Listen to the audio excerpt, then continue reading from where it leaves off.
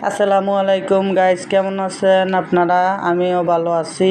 সকালবেলা উঠলাম, একটু বাইরে আসলাম, সকালবেলা আপনাদের সাথে শেয়ার করলাম। এখন চলে যাব রান্না করতে। রান্না করব মাছ বোনা, ভাত রান্না করব, মাছ বোনা করলাম। এখন খালি পেটে ওষুধ খাবো, সকালবেলার খাবার খাবো। খাইয়া গেলাম বাজারে মাছ কিনতে, কিনে আসলাম। এখন মেয়ের খাবার খাওয়াবো। খাবার খাওয়াইয়া মাইয়ারে রান্না করব। এখন নিয়ে গেলাম কচুর মুখী দিয়া মাছ রান্না করব।